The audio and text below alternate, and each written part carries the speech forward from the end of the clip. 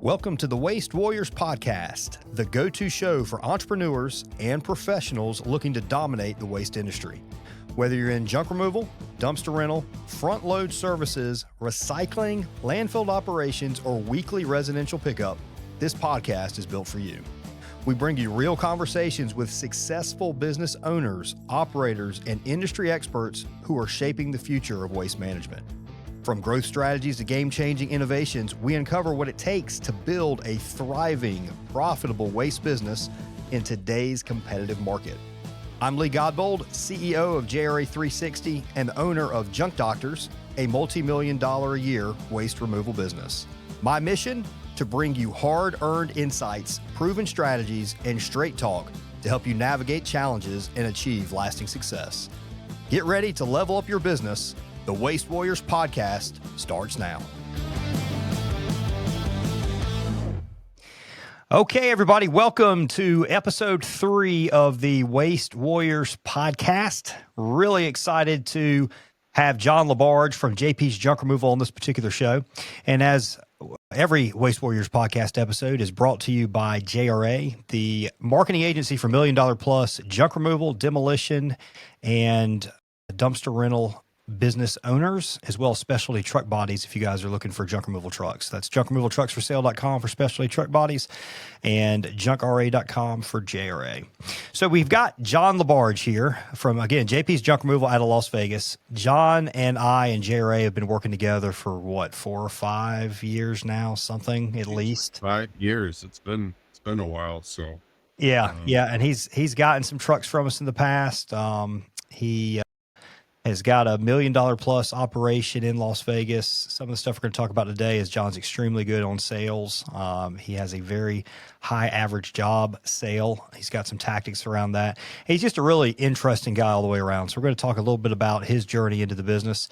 John, if you'd like to add anything else on kind of just introducing yourself, I know I touched on a few things there, but anything anybody you'd like people to know about you? Well, I've been in business for 16 years. I started up in Portland, Oregon, and got in the business not because I love junk. I don't know anybody that has an affinity for junk, but I was around a very wealthy individual that said he didn't do any of his businesses because he loved them. He found businesses that worked, that had good cash flow and good margins, and then he took that money and went off and created a lifestyle for himself. So took about 6 months to really in-depth research the junk removal industry, and took $4,500 in the fourth quarter of the year, which we can tell you is probably if you're going to start a junk hauling business, springtime is better than fall. So, but I took that $4,500 and I bought this old 1980s manual transmission. Used to be a landscaping truck with a 8-yard non-dumping bed on it, and went out and got my license, bond, and insurance, which I encourage you, if you're looking into the industry, do it right. Do it right from the get-go. Don't do your personal pickup truck with an old beat-up trailer running on your personal auto insurance, paying a guy under the table. Do it right from the beginning, which is what we did. And I put like about half my money into the truck and the other quarter in the license, bond, and insurance. And I took the last quarter and I put it into a website and AdWords, and off I rolled. And now 16 years later, moved my company to Las Vegas about 7 years ago. Weather and population size affects your business. And so we have regulations. So we just got out of a nutso state. Oregon just was getting ridiculous to run in this thing. Sure. But built it up to 7 figures in Portland. I had a couple bad deals. Like any business owner, you're not going to win them all.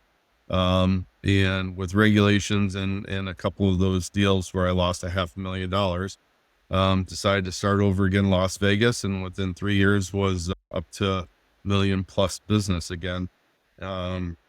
We survived the economy last year where a lot of businesses in Vegas went out of business. We can get into that later, but we're well established. We're the highest rated locally owned company in Las Vegas right Yeah, now. that's amazing. That's absolutely Yep. amazing. So I'm curious because I don't know. I probably have heard this story, but would you be willing to talk about the deal where you lost $500,000 in Oregon and kind of what happened there and how you recovered? Yeah. So I went from just doing junk hauling and I got into demolition, and I started with kitchen guts, bathroom guts. You start small and you work up from there. I had two different deals with contractors out of Austin, Texas. Mhm. And Oregon is a terrible state for contractor protections.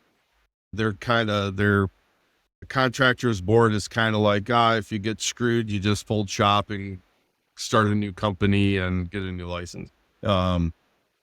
And I will never, ever do a paid when paid contract ever again. And that's how I got her. And what was that? I'm sorry.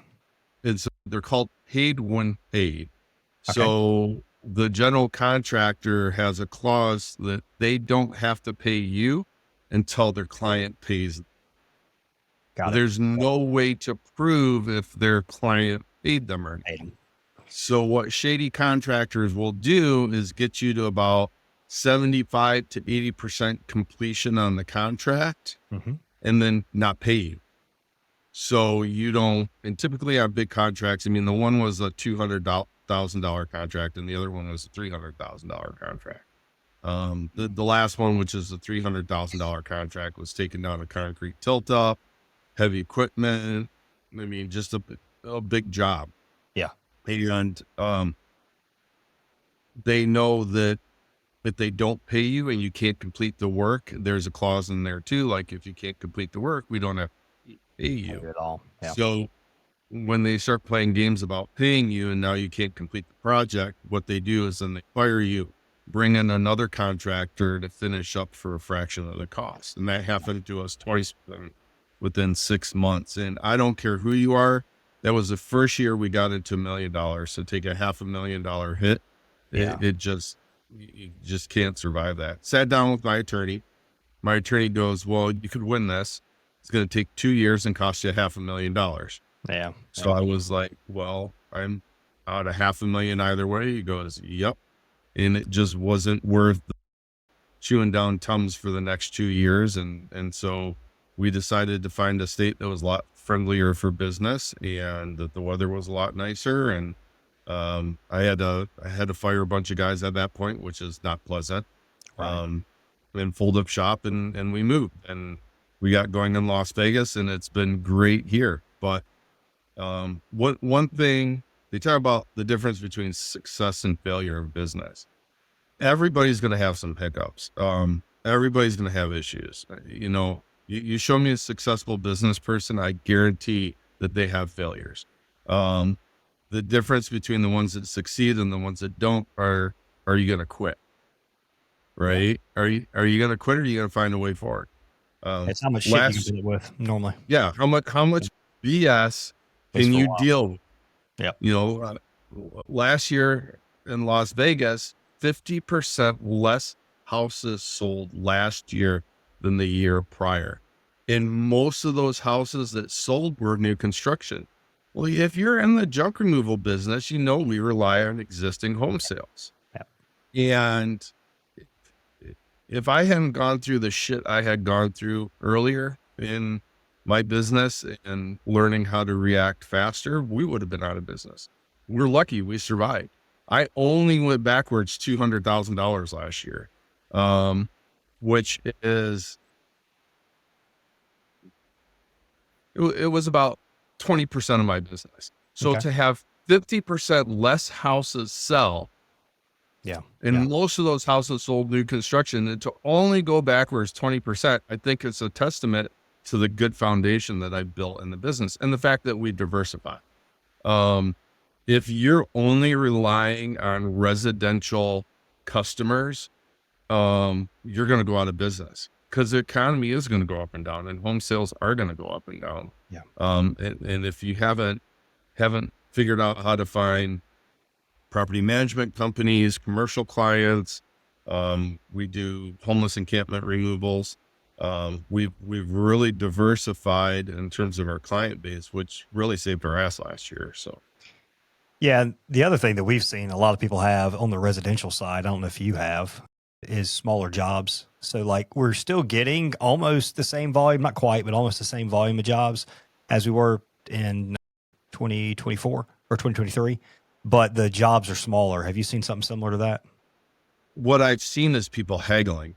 In Yeah. 16 years in business, the last 2 years, I have never seen people haggle on price like they have. And it's not just the lower income I households. It's agree. the middle class. Like I've never had the middle class haggle on price like they have. I mean, people are just hurting right now. With that, we're kind of picky about our clients. I'm not willing to, I'm not, I will walk away from clients. If you're never saying no, you've got a problem in business. What are some situations where you've walked away from a client in the past? We go in and it's, it may be a half truckload and they want it for $50, $100. Yeah. I just, won't even, I'm like, I just tell my guys go. I Do won't you ever mention. think, what do you factor in? Do you like give them breaks if you're like, hey, I've already got $100 or whatever and coming out here, let's at least get something from it. Do you do that? Yeah. I mean, if it's like a great example. So if it's like couch and a love seat, and we would charge them $270 for that. And if they're like, hey, I got $250 or $200, we're going to do that. If it's a bunch of random stuff that's all spread out and it's around a $300 job and they want to do it for $200, that's going to take a lot longer than a couch and a love seat. So, some of that is just a judgment call, years in the business. Yeah. I know here's the thing. I know my numbers a lot better probably than most guys in the industry. I have a spreadsheet that I track daily. I know that I need to do $300 to break even on a job. Vegas is expensive to operate in. Our commercial insurance is outrageous here. Yet our dump fees are better than a lot of places in the country, but they're going up. And they have been going up consistently. Every 6 months, they raise our dump fees. What are you paying for dump fees now? My minimum dump is $60. Okay. And one ton. Yeah, it's it's a 1 ton minimum. It's actually the $60 is about a ton and a half. They have about a ton and a half minimum. Got it. But it depends on where you dump to. If I have to go out to the landfill like on a Sunday or after hours, I'm the only company that I'm aware of that has 24 hours, 365-day access to the landfill. And I had to jump through some hoops to make that happen. How did you go through that and get that set up? The landfill used to be open 24 hours a day to anybody. Well, they got a new director of the landfill in, and he's like 9 to 5, unless you're a commercial hauler. Yeah. And like I'm like, I'm a commercial hauler. And so I had to give them, COIs for my insurance. I had to, here's my waste collection license. And, I had to jump through all these hoops to prove that I was a commercial hauler. I don't know. Some other companies may have done it since I did that. But most guys just, they're told, oh, you can't do this. I get pushback. I was at this house going, this is bullshit. I've been coming here for years, late nights and weekends and pushed back and said, who do I need to talk to? And that's part of being successful. You would say you're somebody that doesn't take no for an answer. No. And that's why we're successful. And I don't even if the client's willing to pay the money, I'll figure out how to make the job happen. Right. I do stuff that no other junk hauling company in Las Vegas does. Because I just don't say no. Like if you want to pay the money, we'll figure it out. I'll bring in who I need to bring in on the project. I'll get the equipment I need to do. What's an example of a job that you guys have done that that really nobody else in the area would have tackled? So I got a call once from this ATM contractor saying, you remember the old drive-through ATMs? It was like Bank of America. They were Yeah. red and they had the big overhang. They Yep. were replacing all of those with smaller units. Sure. And the guy called me up and he said, "You're the 15th junk hauling company I've called. Nobody else will touch this. I need to get rid of these drive-through ATM kiosks." And I said, "Do you have a grade all or forklift on site?" He goes, "Yep." I go, "What are the dimensions?" And he gave me the dimensions. I'm like, "Yeah, that'll fit on my flatbed." I said, "You load it on my flatbed, I'll have it out of there for you." They were all aluminum. They were mostly aluminum and some steel. And so I pulled up, I charged him $600 per unit. Yeah. And I went and dumped them at the scrapyard and got paid on them. I think a couple $100 on the back end. Yeah. And it was Easy job. Sounds like it was easy. You just showed up and he loaded it for you. Yep. And even if he went, because I told him, I'm like, if you don't have a grade all or forklift, no big deal. I'll go rent one, but it's going to cost more. Right. So it's the guys that go, "Oh, I don't have the equipment to do that." Go find the equipment. Like in today's day and age, it's, and then just knowing what to charge for the equipment. "Oh, I don't have any experience, doing it." Well, find out. It is so easy today to figure out how to do a job. Go YouTube it. Like when I got into demolition, we would walk through a project and they'd be like, "Can you do this?" "Yeah, absolutely." And sometimes I would go and I go to the forums and I go to the blogs and I go to YouTube and just research the shit out of it to figure out how to do it. And then you do it. You just got to have this kind of like no fear attitude and not be afraid to make mistakes. Yeah. Yeah. That's a big part of it. Have you encountered work in the past where you're like, this is a little bit beyond my experience or my depth. Maybe I'll just sub this out. Do you ever sub work out or do you always kind of tackle it on your own? I try to tackle it on my own. I may collaborate with somebody else and bring somebody in. Yeah.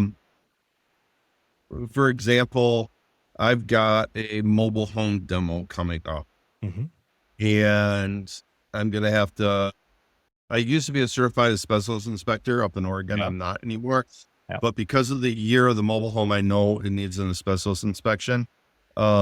So I'm going to have to get that done. And then if there's asbestos, I'll have to get it abated. So then I'll sub that out to an abatement contractor. Yeah. So, I mean, there's just some circumstances where legally I can't do the work. And then that would be a situation where I'd bring somebody else in. Yeah. Sometimes it's good to bring somebody else in too, just because it kind of transfers the liability from you to them. Yep. It's just the case of that. And on the mobile home stuff, was it 1978, I believe, is when HUD started, certifying everything. So anything pre-78, even though I don't think you're normally going to find asbestos till you get back into the 60s normally. But still, and even self-order, because mobile homes were a little bit different than residential houses. You can find stuff. Anything before 1986, 1985, I'm going to test on a mobile home. Okay. And this one's like 1980, just because the rules said that they couldn't purchase asbestos products as of 78. But if the company already had the products, they could use it. So just because 78 was the year that they could stop selling it to manufacturers doesn't mean that was the year the manufacturers stopped using it. So that's something to be aware of. And if you're into demolition, things to look out for: popcorn ceilings. You want to look for on the air ducting, like a white kind of crumbly tape around the joints on air ducting. Some drywall had it in it. A big one are what look like vinyl floor tiles. But they're actually asbestos floor tiles. Older. If you're really into my recommendation is, if you're getting into demolition, just go out and become an asbestos certified inspector. What's the process for that, dude? Is that pretty quick? It's pretty quick. You have to just go through and take some classes. I think it was like 3 or 4 days for me to take the classes, and you have to get like refresher classes every year to get recertified. It's like every year, every couple of years. But even just to go through the classes to be able to identify the material. I mean, it saved my ass here in Oregon or in Nevada, because I had somebody call up one day and go, "Hey, I got some old siding that I need to get rid of." Yeah. And I was like, "Oh, does it have a wavy edge on the bottom of it?" I mean, it was asbestos siding.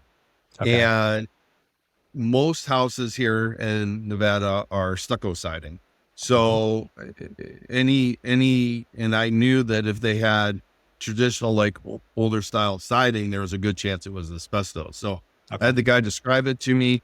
Then I had him send me a picture of it, and I was like, "Sorry, I can't touch this. This is asbestos." So, that's a situation where I told the homeowner, "You can bring it in yourself. Here's the website you need to go to get the forms to fill out, to bring it into the landfill yourself, or you're going to have to call an abatement company to come remove it." And just don't get caught with that stuff, because the fines are hefty. Yeah. Okay. Well, that's good. I like that. All right. Again, we got John LaBarge from JP's Junk Removal. JP'sJunkRemoval.com, correct, is the website there, John? JP'sJunkRemoval.com. Yeah. So you guys get over there and check out the stuff John's got going on. He's been in the business 16 years is what he's talking about. So really, really neat guy, really knowledgeable guy. You can learn some stuff from his website. I want to talk a little bit more about some of the commercial projects that you do, because that was one of the things you identified earlier is, hey, diversification is huge to be able to withstand these ups and downs of the economy, especially what we've had over the last few years and what I'm sure is coming over the next few years. How do you go about getting those jobs? What type of jobs do you do? Just kind of explain to people a little bit more about that. So we do anything from like office cleanouts to warehouse cleanouts. And again, that's like the ability to say yes, right? Hey, I've got 100 steel racks here that I need to be removed. Can you do it? Yes.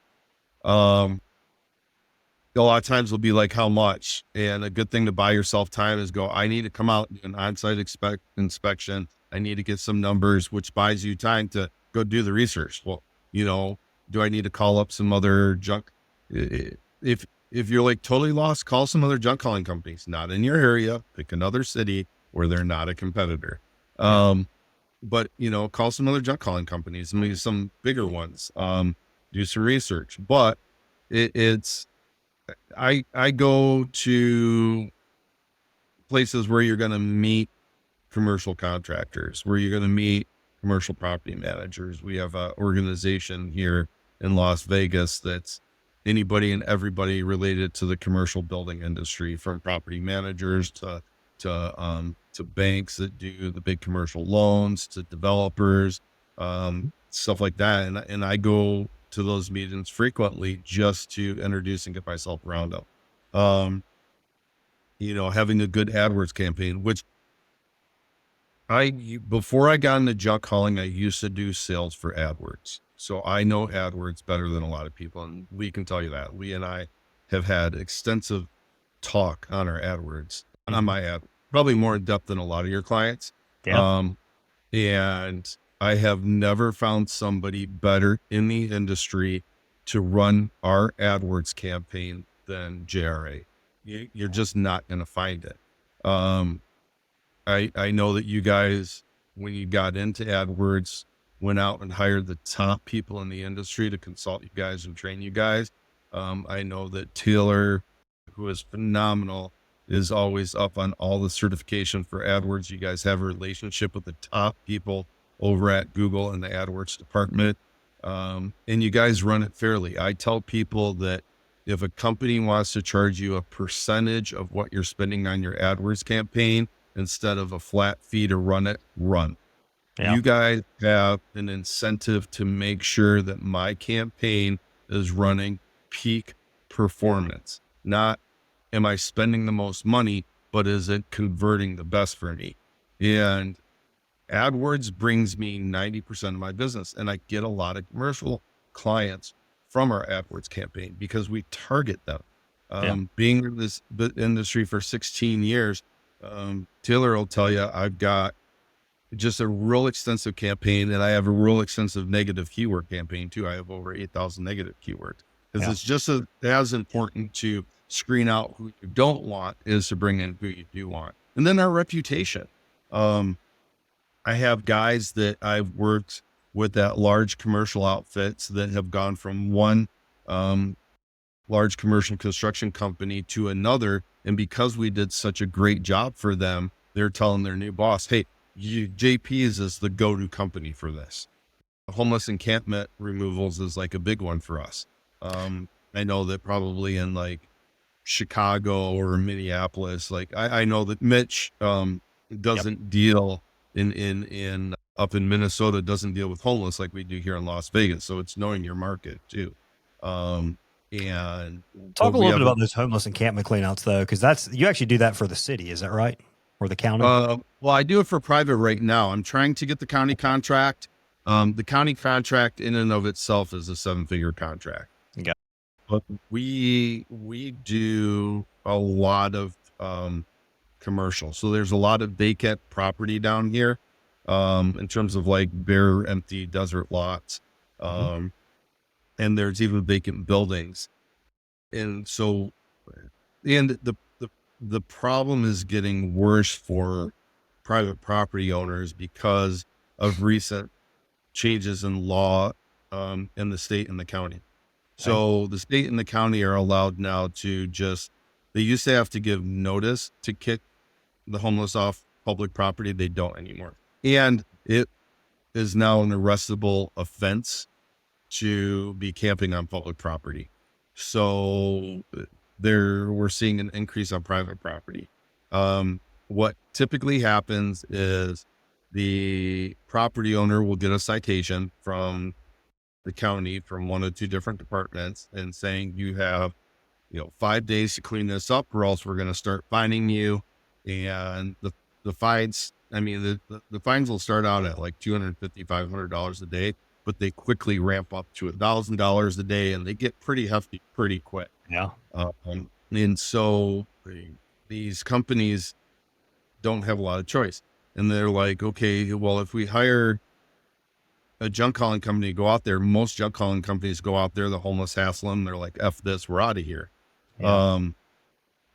So then they hire a security company to go out, trespass the homeless leave, but they don't take their crap. And so then the security company leaves, the junk hauling company comes in and the homeless are back there. So a lot of these are frustrated.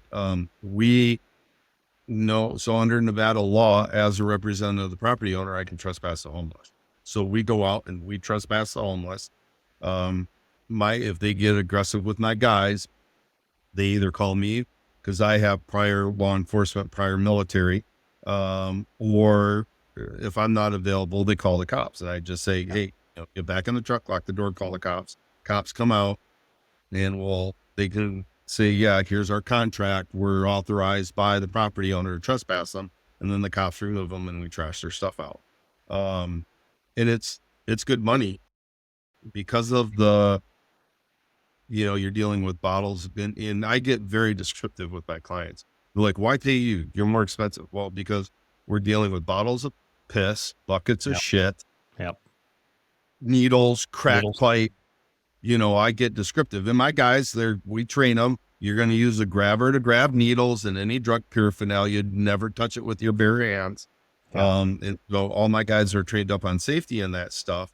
But that's why we charge. I mean, I get for 17 cubic yard truck, I get $1,222 for a normal residential load. For homeless encampment, my minimum fee is $1,500 for up to that 17 cubic yards. It could be one shopping cart. I don't care. The liability that's involved in it, and the fact that we're dealing with the homeless and biohazards, it's $1,500.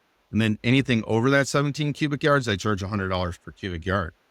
So, $1,700 a load if it's another full load. So yeah, it's $1,700 a load for the second full load. And then I make more in homeless contracts than a lot of junk hauling companies make in revenue in their whole year. Yeah. Yeah. I would say some areas that have a huge homeless population, that's something definitely to pursue. So your San Francisco, even Asheville, North Carolina has a much smaller population, but there's a lot of homeless. Right. And realizing that and knowing that, we have companies under contract where we go, most of our contracts are, we go out once a week, check for illegal dumping and homeless encampments. And that, so we do 1,500 initial base for a single removal, or 1,500 a month to come out 4 times a month. And And check. then we have overages built in there and stuff. But I have one property right now where they're paying me an extra $125. So if I have to go out more than 4 times a month, it's 125 for extra just to show up. And so they're having me show up once a day for the next 60 days. So I build them for all those extra days. And so that, and it's one of those, we're all over the valley here. It's written in our contract, so we show up on random days and times. So it's like, hey, you guys are in the area of this property that we're responsible for checking on, swing by and check on it. Right. And, so we work it into our schedule when it works best, and it's at random days and times. So the homeless don't know we're going to be there. And our clients are very, very happy with the service. Why? Because we solved a problem for them. We get the county out their back. We're making sure the properties are taken care of. And it's just a win-win situation. So, and that saved us. I mean, I do 6 figures a year in homeless encampment stuff. And, that has absolutely been a godsend to us in business. So.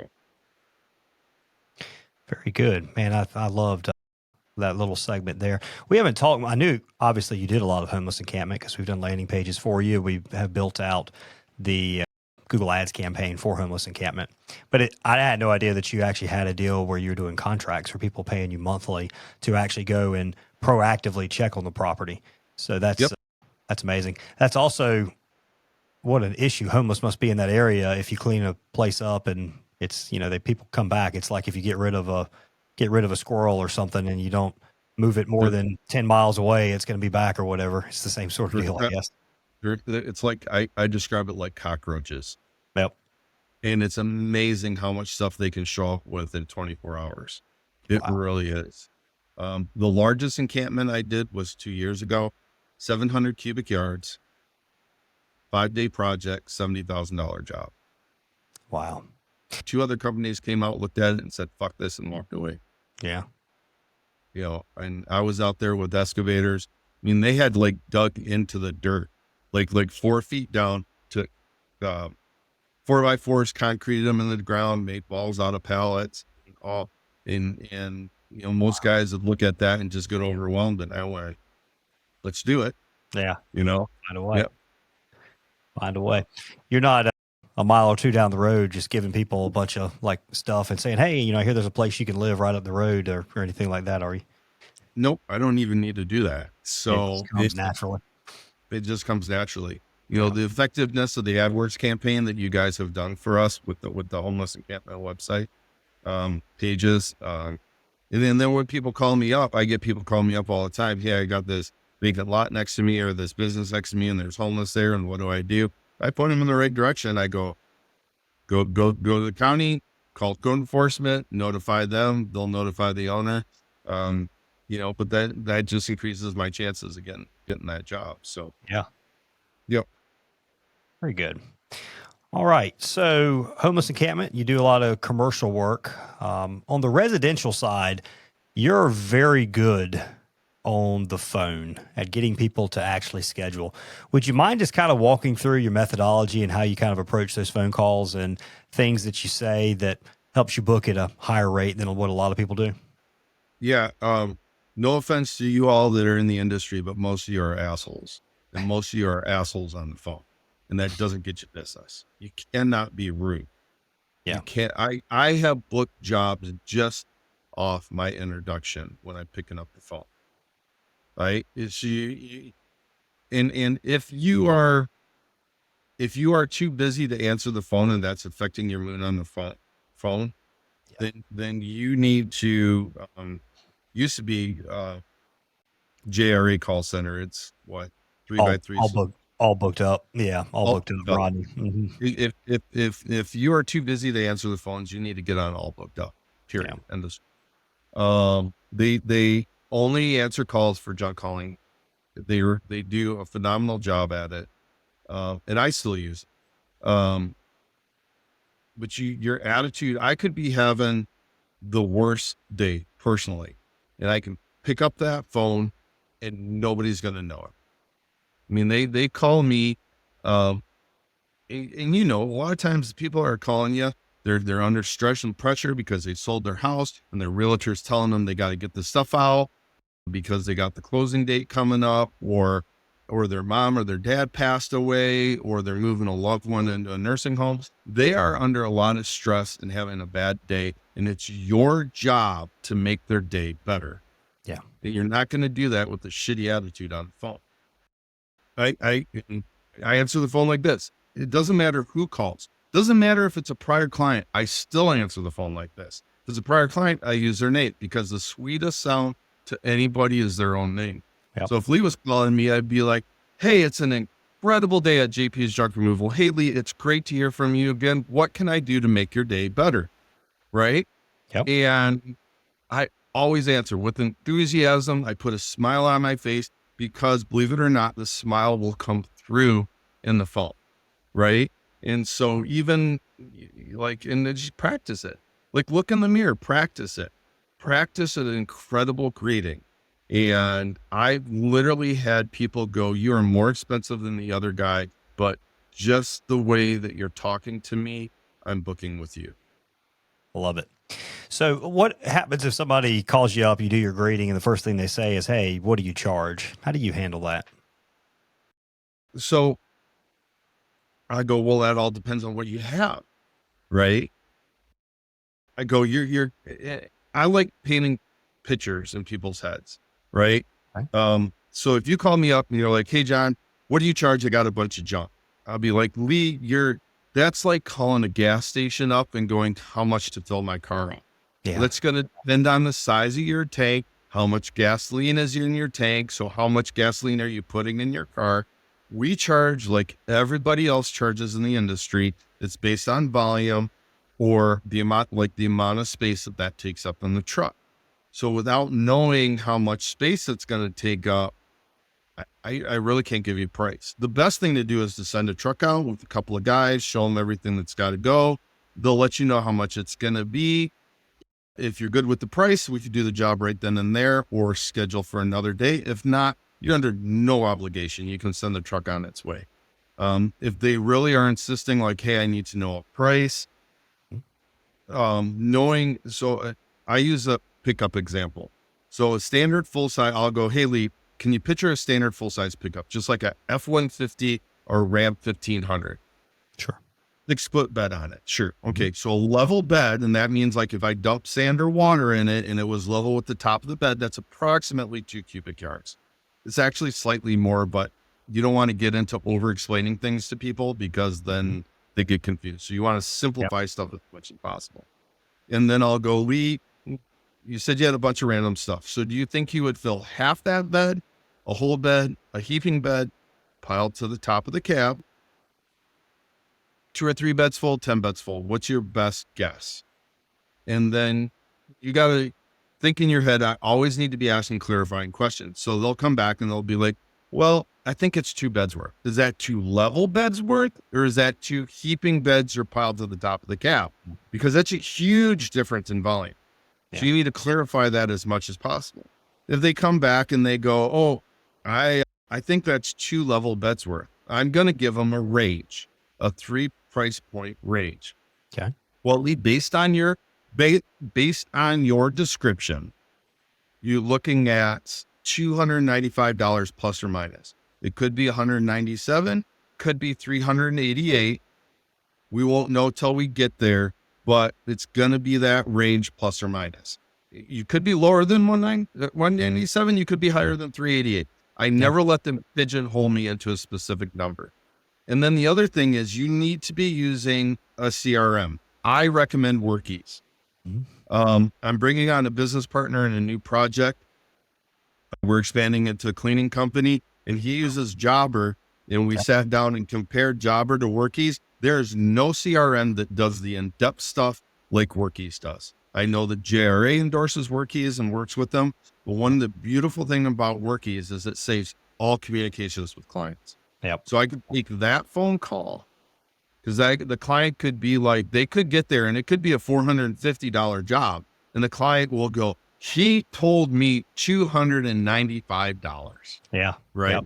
Yep. Like, I know you've been there with junk doctors. Oh, all I the know time. you've had it. And so then what I'll do is my guys will call me and I'll go, okay, put me on the phone with the client. And I'll go, hey, Lee, you know what? I may have said that. Would you mind if I listen to the call recording just to verify that I told you that and get right back with you? Yeah. And what are you going to say? Well, yeah. So I'm going to hang up knowing I know what I said, but I'm still going to pull up that call recording, quick listen to it. Then in Workies, you have the ability to email or text that recording to the client. And so I'll send it to him and I'll call back and I'll go, hey, Lee, you know what? I listened to the call recording. Yep. This is what I told you. You don't believe me. You're more than welcome to listen to the call recording. And 99% of the time that client's backpedaling and you've locked them in as a customer because now they feel stupid or guilty or guilty.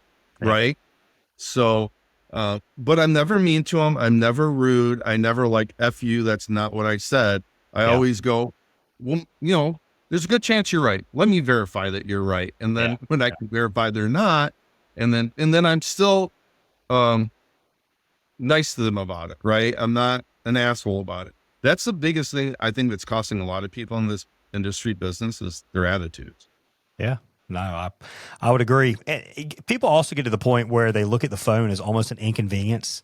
And I have been there to an extent. It's like, man, I'm in the middle of something. This phone keeps ringing, but you got to answer it. You got to put a smile on your face. You got to get over that because you wouldn't be able to do anything if that phone wasn't ringing and the business wasn't coming through. Now, eventually I got to the point where all that's hired off. I haven't booked a junk removal job in a really long time, unless it's for a friend or maybe a prior customer that had my direct number and they texted me. But until you get to that point, you better treat that phone like it's your best friend.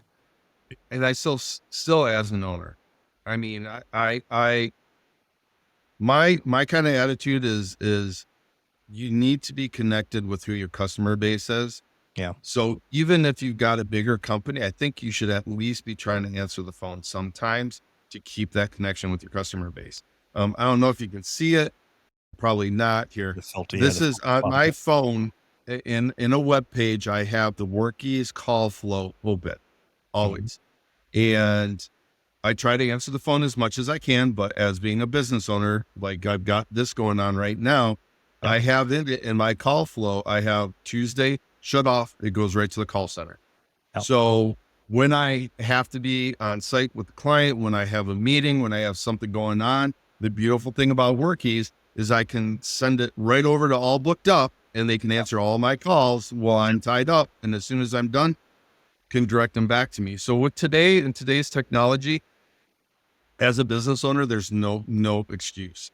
I can answer. The beautiful thing about Workies too is I can answer calls on the go in my truck, going places, just like I'm sitting in the office. Yeah. And until you get to the size of a company where you can justify a full-time person, they answer the phone. You need to be doing. That's the other thing with a lot of companies in our industry. A lot of people don't know that you should have one employee for every $250,000 in revenue. Yeah. Thereabout. If you have more than one employee for every $250,000 in revenue, it's going to hurt you as a company. Yeah.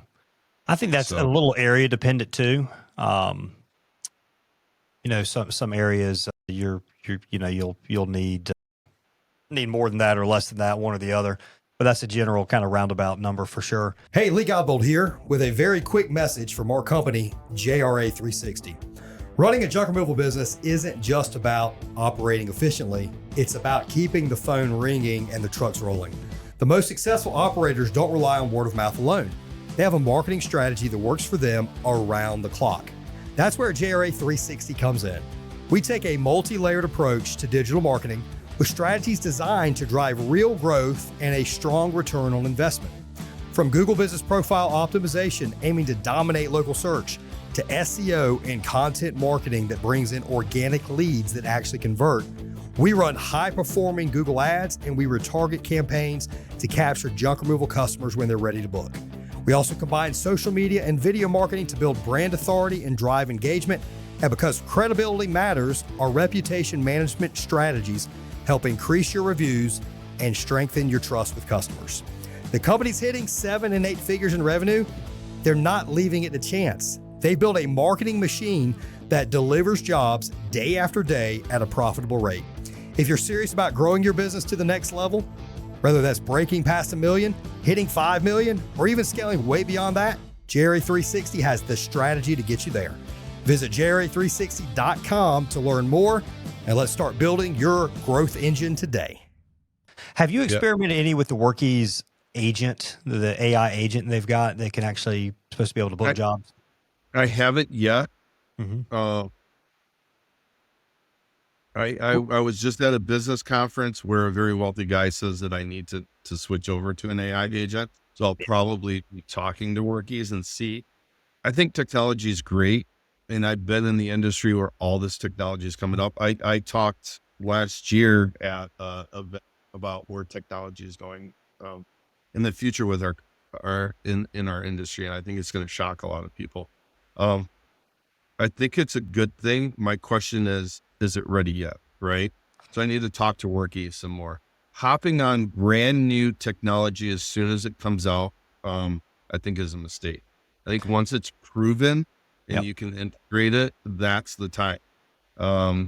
Workies about a year ago told me that this was coming. They actually talked to me about being a beta tester. And I was like, let's just wait and see. Because now if you're terrible on the phones, if I was like terrible on the phones, I might have been like, yeah, let's give it a try. Yeah. But when I know that I book 30% to 40% of the calls that are coming in, all booked up doesn't book that high of a percentage for me. So my question is, like, how high of a percentage would the AI do? So it's something eventually I'll be switching over to when I'm comfortable with that the technology has reached the point. And at some point it's going to be better than me. No question about it, because the AI technology will be able to pick up on things that no human would, right? They could take the best phone sales guys in the world and listen to all their calls and pick up on all the inflections and tones and all the little stuff. And it'll be able to react and do better than any person could ever do on the phone. How fast that gets here, we'll see. As it learns and develops, for sure. Things are progressing so fast on that end. We haven't tested out the Workies booking agent yet. We are developing, and we should have it pretty quick, because what we're actually doing is pretty simple. We're developing a missed call or after hours agent that will simply just take down somebody's information and text it off to the business owner. And then the next thing is going to actually be able to have a booking agent. And I mean, the cool thing about it is the technology's out there now. It can sit there, it can listen to your phone calls. It can mimic your voice. It'll sit there and it'll just go through hundreds or thousands of calls that you've had, and it'll learn. So, I mean, really, you can build out your own agent. So Workies has they call it somebody, it's its own personality. If you wanted to, you could adapt it to your area. So North Carolina, you hear how I talk, hear how you talk. It's two different deals. Now, actually, the Raleigh area, I talk kind of country for the Raleigh area, really, but really much outside of Raleigh and Charlotte, this is what you get. So by actually developing AI agents that were sit there and they listen to me on the phone, or they listen to Zach, who's our dispatcher and takes a lot of our phone calls, it would be area specific. It'd learn about the area. It would have the same type of accent, and it's going to book at a higher rate than somebody. All booked up's great, but they use people all over the country and all over the world, so they've got a different accent, which will book less. And the other thing that AI will be able to do, like, there's a lot of Spanish speaking here in the southwest part of the country. I don't speak Spanish, and that AI agent will be. It doesn't matter what language they speak, they will be able to take care of the customer in that language. The reason I've been kind of like hesitant on it is because my question is, when I'm trying to question a customer to determine the size of the load that they have, I'm just wondering, because that whole example of like the pickup truck, and I know in my head that, like, what they say a dresser, well, dressers come in all different sizes, right? And so I'm wondering if the AI agent is like, I'm worried about them not being able to give an estimate to the customer Yeah. or it being really far off, Yeah. right? If it was just a matter of them calling in and booking it, I would have no problems at all. Too many customers want a quote, which we don't give quotes, Yeah. give estimates. And it's being able to have that conversation to give them a price range where they're satisfied. That's where my concern comes into AI, is I don't know if, no, like if it was AGI, that wouldn't be an issue at all. But Mhm. I don't think the AI is quite to the point where they can, somebody calls up, well, I have a full house clean out. My question is then how is AI going to handle it? Right.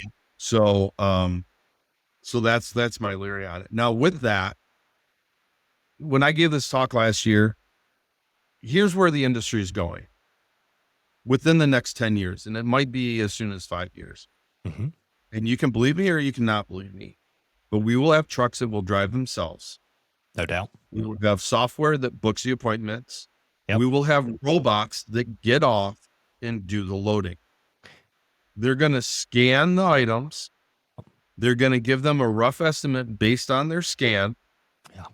Then they're going to load it in the truck. The truck is going to scan the amount that was loaded in the truck. It's going to pop up a price on the side of the truck. The customer is going to take their phone, tap it to the side of the truck, and it's going to transfer the money. Yeah, I agree with everything you said, other than maybe the timeline for the last bit where robots actually go and load everything up. Nope, we have the robots that have the ability to do it already. The only thing that's lacking is AGI. Yeah, and the expense. AI. Yeah, and they're on the cusp of AGI.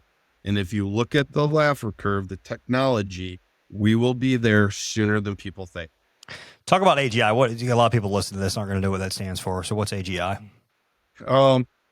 So everybody looks at AI as artificial intelligence. It's not really artificial intelligence. They're algorithms. AGI is conscious thought, like the ability for it to think for itself. It's human plus intelligence. Yep. And to kind of give you an idea,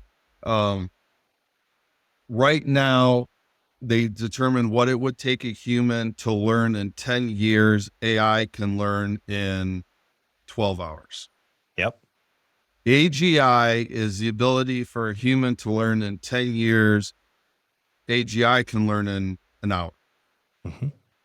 Okay. Wow. But it's not just the amount. Think of like intelligence and wisdom. You could have really smart people. Yep. That have terrible wisdom, and you're like, I don't understand why he did that, right? Or you could have very wise people with not a lot of intelligence. AGI is a high wisdom, high intelligence. Mm-hmm. It's the ability to that concern I have of. So with AI, they program in a dresser is worth this, a nightstand is worth this, a mattress is worth this. It's just a bunch of information from it to draw. Yep. AGI is, I understand you told me a dresser, but let's get into that. Is it a chest of drawers or is it a dresser? How many drawers are in the dresser? Is it a 4-drawer dresser or is it an 8-drawer dresser? It's the ability to comprehend that there's more in depth, right?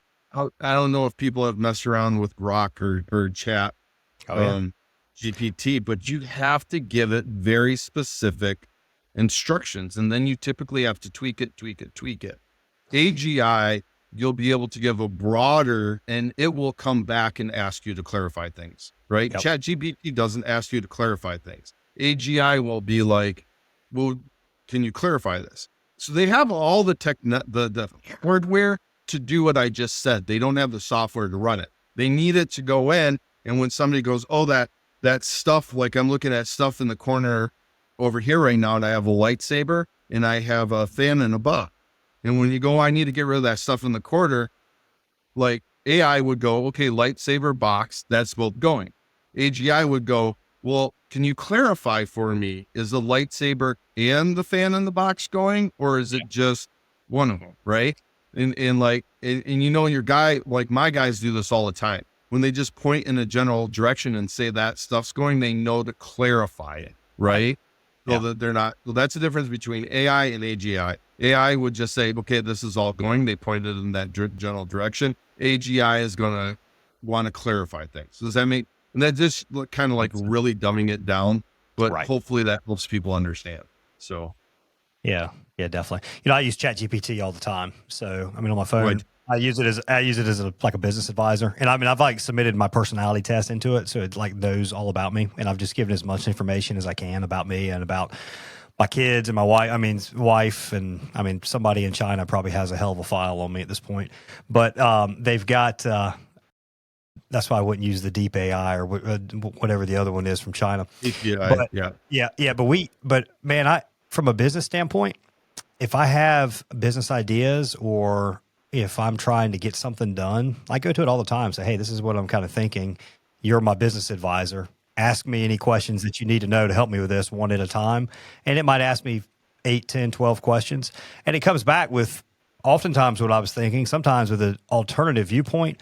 But the thing I like about it is now you've got somebody that definitely has an unbiased opinion. They're unemotional about it. It helps. Whereas even if you go to somebody else and you talk to another person, the fact it's a person, you like sort of kind of doubt them some. Or they may have their personal opinion in there versus versus just straight information. But the industry is going that way. And if you aren't using AI right now, I use AI right now. I use it to write responses to reviews. And it's incredible for that. I've used it for legal stuff and if you're not on Grok or ChatGPT, you're getting behind already. So and it can be wrong though. You need to understand, ChatGPT is terrible at math. Like it's horrible at math. I don't know how much you've done with that, but like it can definitely be wrong, but it's an awesome tool. And I agree. I think that's exactly where we're headed. I don't know if the timeline of having robots that go and actually pick this stuff up and load the truck physically. I don't know if we're within 10 years on having that technology available enough at a low enough price. You want to lay a bet on it? I'll bet you. I don't know if I'm that confident to lay a bet, man. Like it could happen. Like I'm not arguing. I really think it could happen. I'll put $1,000 bet down right now, Lee, within the next 10 years. I just don't. I'm like 50-50. So that's the whole deal. Like I don't know if I'd bet 1,000. I'd just assume bet 1,000 it'll happen. Matter of fact, I'd rather bet 1,000 it would happen than it wouldn't happen because I don't want to be like the naysayer that's wrong or whatever. So I was around when Commodore 64 and Atari came out with home PCs. Yeah. And it came with 32K and expanded 32. So I had 64K of memory. And I had friends, you'll never use that in your entire lifetime. Yeah. Now your mouse driver runs off more memory than that. I just bought a terabyte iPhone right here. So yeah, think back to when they had like and now it's here. We got Elon Musk that's landing rockets, like catching rockets in the air. Like I said, all the hardware is there. It's just the software. And you look at, AI wasn't even a blip on our radar when we started doing business together. Yeah, no. People were working on it. And you kind of heard about it, but it didn't seem like some far off distant. Yeah, far off. Yeah. Look at where, and now they're into quantum computing. Yep. Like, it's just that's where it's going. People just need to keep an eye on it. Maybe they'll start with one robot on a truck and one guy. But I would rather pay 20. What's Elon saying? He says $20,000 or $30,000 for a robot. That's going to be cheaper than an employee.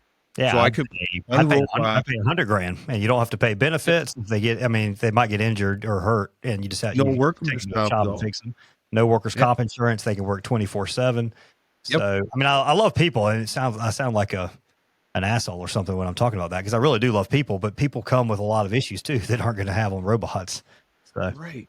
So, but I could put a robot on a truck with a guy to start out. And that's how it would probably start. Yeah. Yep. That's how it would start.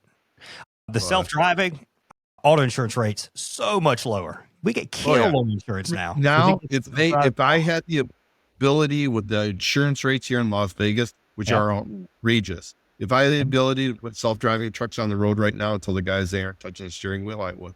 Absolutely. People were like, well, you have more faith in technology than me. I was like, I don't know if I have more faith in technology or if I've just seen how bad people are at driving. I think a robot can do a better job. Are they going to make mistakes from time to time? Yeah, sure.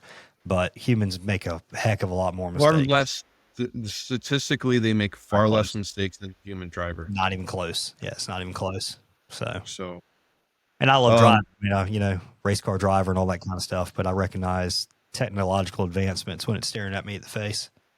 Yeah. So now we talked all about that. You had touched earlier about average job size. I don't know if you wanted to get kind of into our numbers. Yeah, let's do it a little bit. So what's the industry average job size? What's around $450 a load? Yeah. I mean, depends on the area, but yeah, $450 somewhere in there, maybe 500 in some areas. Mm-hmm. Yeah. Or 450, 500. So I'm looking right now, I have a spreadsheet. And if you are tracking your numbers, you have to be tracking your numbers. Numbers are everything. So for this quarter, we've done 427 jobs so far. Last year, we did 337 jobs. And you need to be tracking year over year. Yep. My average job size for this quarter is $670. $670. My average, or right now, currently, my revenue per employee hour, which is something you should be tracking, is $151. That's good. Yeah, 150. I actually just did a video on this on our YouTube channel. If you can get to 150, you're among the best in the entire industry. Most people are like 100 to 125. I tell my guides, if they're $100, you're going to be on a warning list that you may be let go. Yeah. Like 125 is like the goal, like between 125 and 150 an hour is what they should be shooting for. So in the YouTube description on this video, I'll put a link to the SPPH, sales per payroll hour video that we've recently put out. And for those of you that not listening on YouTube, then you can go to the JRA YouTube channel and check out the video on SPPH. Yep. 151. Right. How do you do that? How do you get your guys to get $150 sales per payroll hour? Because again, that's like, I don't know, 3%, 2% of the junk removal, actually less than that. I'm sure it's less than 1% of the junk removal companies in the country get 151 SPPH. How do you do it? Well, most junk removal companies aren't charging enough. Like, I don't, and that's why most junk hauling companies are out of business within the first year.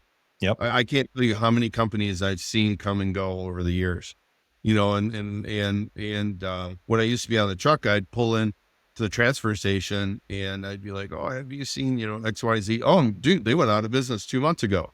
Yeah. Right. They never, they never grow.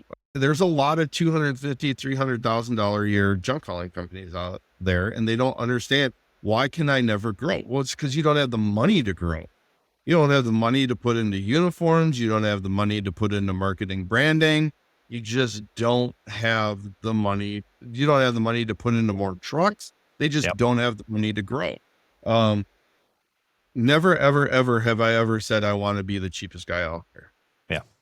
I always, Dan Kennedy, famous marketer, I don't know if you're familiar with Dan Kennedy's famous marketer. He said the company that can afford to spend the most money to acquire a customer wins 100%. Yeah. And that's all in a matter of pricing. Well, by being on, and don't get me wrong, I'm competitive with like 1-800-GOT International company. The difference between me and 1-800-GOT International company is I refuse to drop my prices. Like they'll go on and they'll do a job for whatever. So they'll come in and they'll keep dropping until that customer says yes, where I walk away. And here's the difference and why my AJS is higher. My top guy used to work for that other company. And when you drop your prices just to get the job and you do it cheap, that customer calls you again and expects cheap. That customer tells his neighbor he'll do it cheap, and their friend and everybody else. And now you're not just doing one job where you're losing money. You got 100 other clients where you're losing money because you just wanted to say yes and get the money in the door. Yep. I like, and I get it. I went through, last year was tough, but I still walked from those jobs. Yeah. Because bringing in revenue to lose money is still losing money, and it's just putting you in a worse situation. So our cancellation rate may be a little bit higher than other people. We typically have about a 30% cancellation rate. That's including on the phone though, too. So like, right. That's including phone, on-site, everything. We typically have about a 30% cancellation rate. What about once you get on site? What are you typically seeing there? About 20%. Okay. Yeah. That is a little bit higher. Yeah. But 670 job average though, that's yeah, nice. but there's right. And now we're not wasted. That gives we get on site. We see this person isn't going to be reasonable. My guys get on and go off and on to the next job. I'm saving payroll hours, right? So I'm losing less money by saying no than by saying yes. And people don't get that. Like if you're in a situation where you're going to lose money, you might as well lose less money than more money. Because if I do the job, now I'm losing money on payroll. Now I'm losing money on dump fees. Now I'm losing time to do and get other jobs done. The other thing is my guys know to upsell. They're on site. We're picking up a couch. Hey, is there anything else here that's got to go? Yep. I get rid of this TV. Okay. Is there anything else that's got to go? Love right. It. And so they need to be upselling. You need to be able to, and willing to say no to those non-profitable jobs. Yep. And you got to do a good job closing on the phone and closing with the customers. My guys know that if they're on site and it's on site too expensive, they either have to call my manager or me, right? So that we can either talk that customer up or make that determination, is this a losing job? Yep. And then, those are the big ones. And then effective marketing campaign. Like is your AdWords, is your SEO good? The other thing we do is I have Post-it notes that we put on the doors. I don't do door hangers because people just throw door hangers out. We get these little Post-it notes, and they're cheaper than door hangers, and people look at it because it's different. And my guys have to put those on 20 doors around the job that they're doing. Perfect. Yep. Or if there's time, we'll go to a parking lot at a Home Goods or a Lowe's or a Home Depot, and they'll sticker all of them. They're like, oh, what if they call? Oh, whoops, I'm so sorry. I didn't know my guys were doing that. Please forgive us. It's always better to ask for forgiveness and permission. Depending on where you are, yard signs can be good. Here in Las Vegas, they just stealing. It's ridiculous. So we just stopped doing it because we put a sign up later that day, it'd be gone. But yeah, you just have to be smart about how you're doing business. And then are you talking numbers with your guys, right?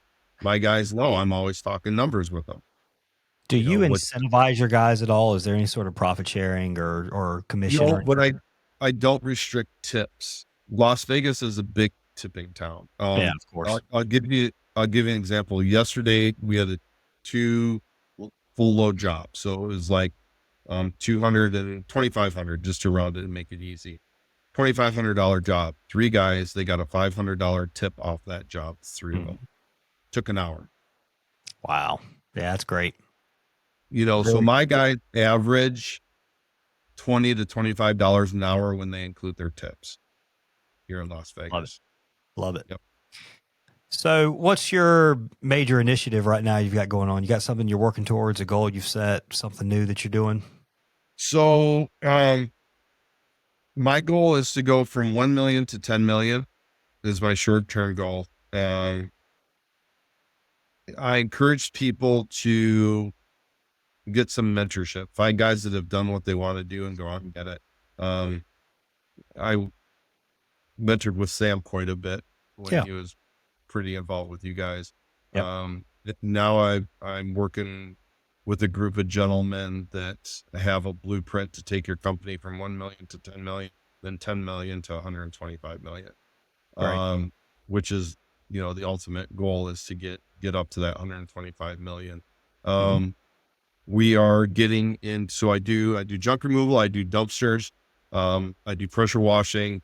I found a business partner that knows the commercial residential cleaning industry. He's in North Dakota. He's only 60,000 population. He's capped, right? Yeah. And so he wanted to move to Las Vegas.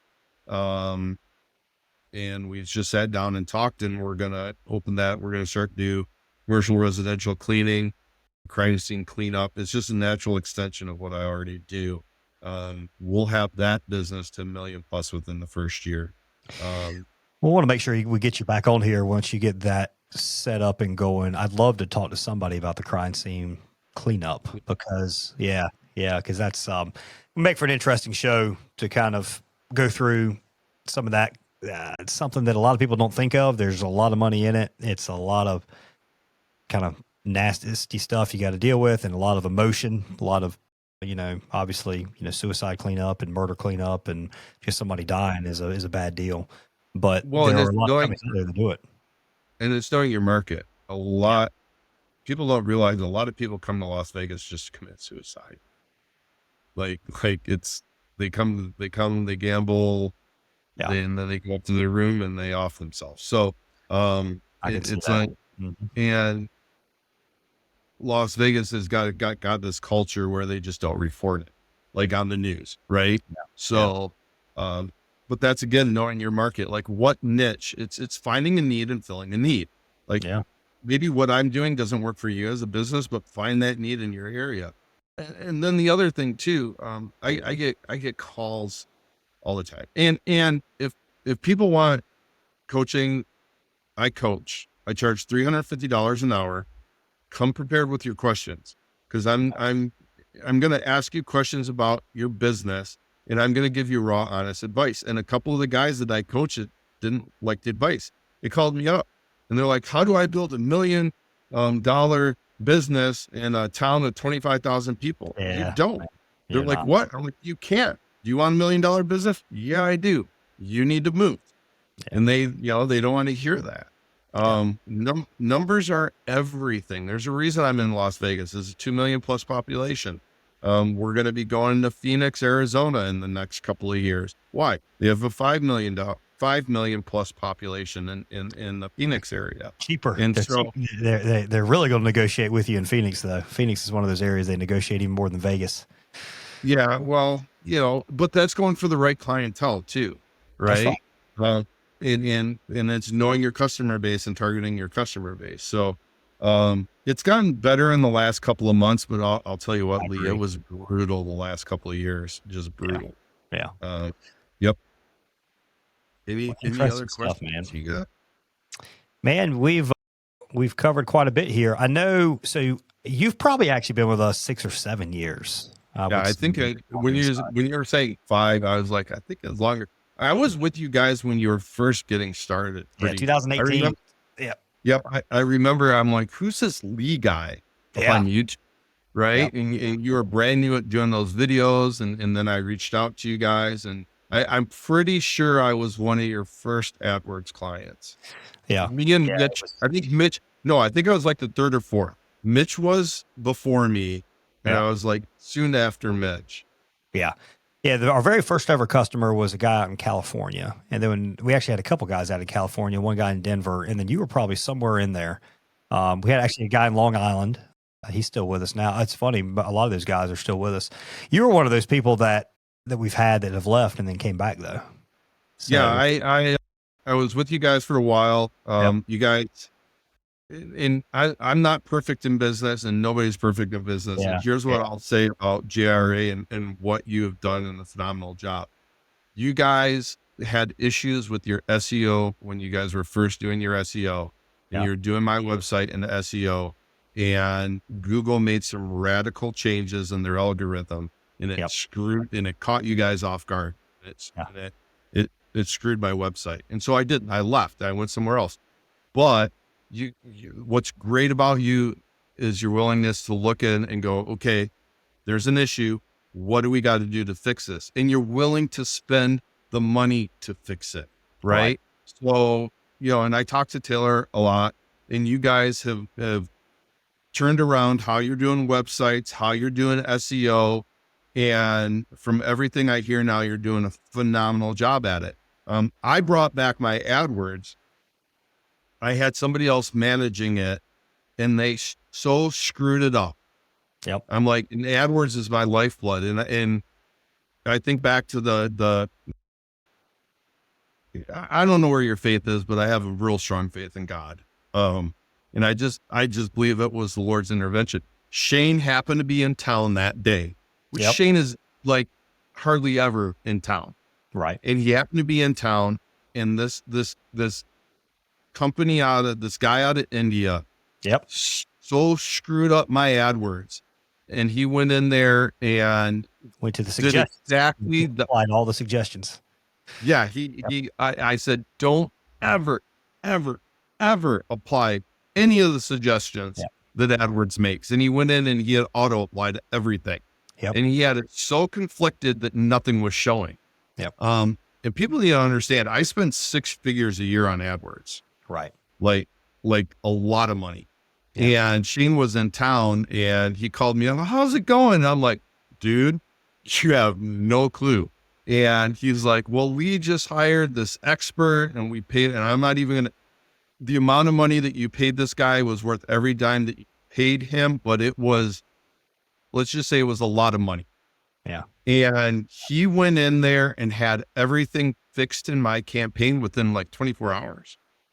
Yeah, I mean, he had it back serviceable within 24 hours. 90%, yeah. like 80 to 90. It was up and running and doing what it was supposed to be doing. Yeah.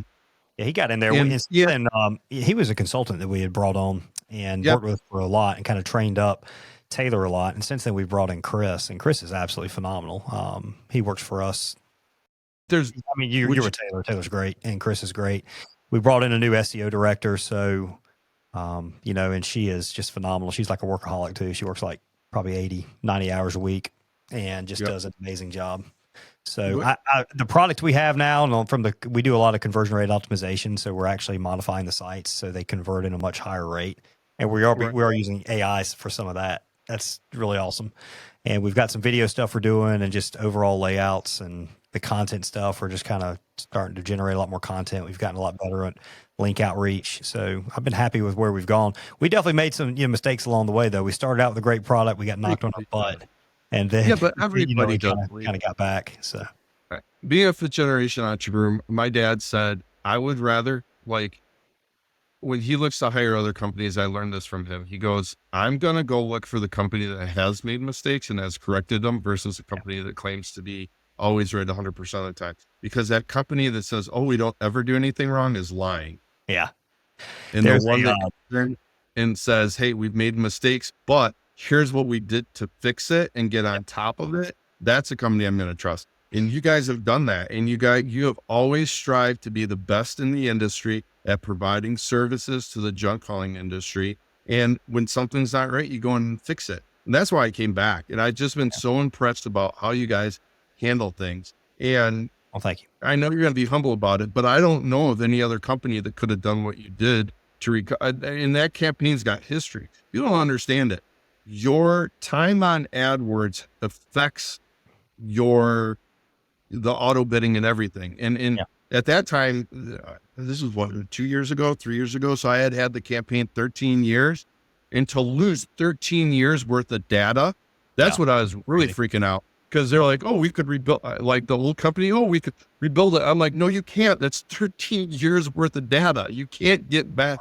And so to be able to have you guys come in and get it working and functioning as fast as you could, when I was being told by other people it wasn't recoverable.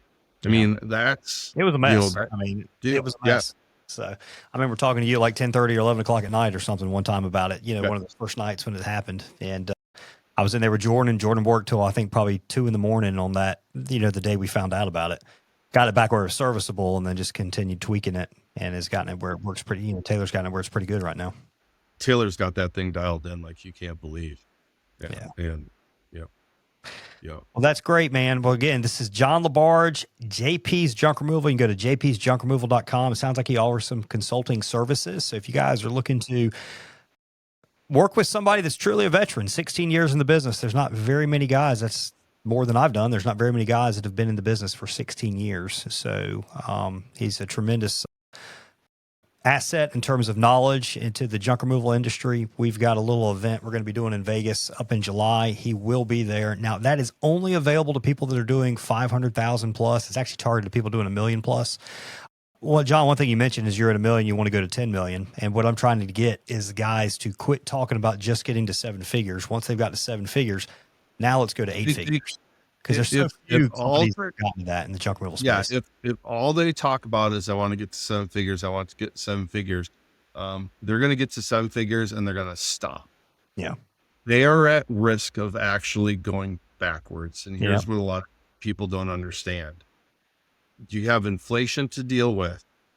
You have cost of business keeps going up. And there's a gentleman I follow, he talks about break points in business. And the first break point is between $1 million and $3 million. Mm-hmm. If you get to that point where you got 6 to 8 guys working for you, you're $1 million plus, and you get in this comfortable zone. And then a few years go by, now the trucks are more expensive. Now the insurance is more expensive. Now the labor is more expensive. And you start going backwards in your profitability and you don't understand why.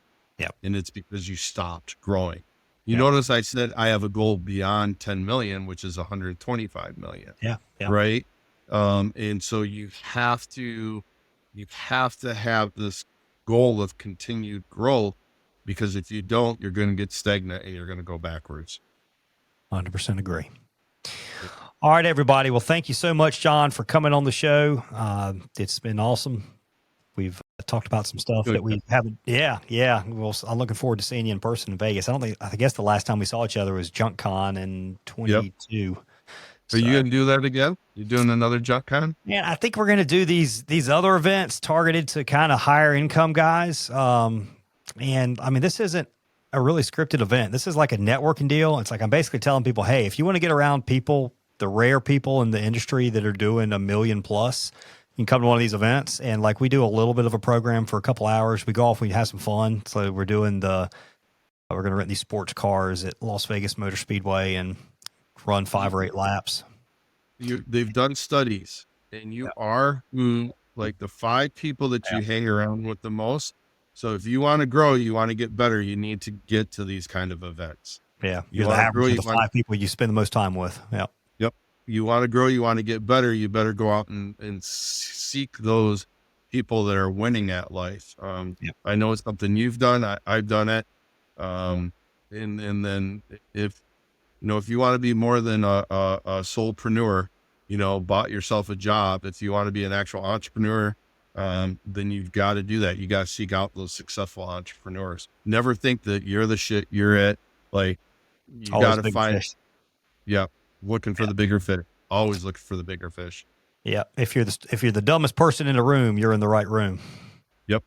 So yeah, I think all of us, and that's uncomfortable. It's pretty comfortable if you're the most successful guy in a room. You feel like the shit, but that also goes to your head. And as soon as you feel that, you need to go seek out another place where you're the small fish instead of the big one. Yep. Very good, right. John. Once again, great to have you on. This has been the Waste Warriors podcast, brought to you by JRA, the marketing agency for $1 million plus junk removal, dumpster rental, and demolition business owners, as well as specialty truck bodies. You can find specialty truck bodies at junkremovaltrucksforsale.com. If you're looking to get a junk removal truck, great availability, solid pricing, an amazing product can be found over at specialty truck bodies at junkremovaltrucksforsale.com. Appreciate everybody for watching this episode. It's been great to have John. We'll have somebody else coming up next month. We'll see you guys then. All right, that's a wrap for this episode of the Waste Warriors podcast. If you got value from today's conversation, do me a favor, subscribe, leave a review, and share this with someone in the waste industry who needs to hear it. At JRA 360, we are the marketing agency for $1 million plus waste removal businesses and those that want to get there. If you're ready to grow, scale, and dominate your market, check us out at jra360.com. Thanks for listening. Now get out there, take action, and build a business that lasts.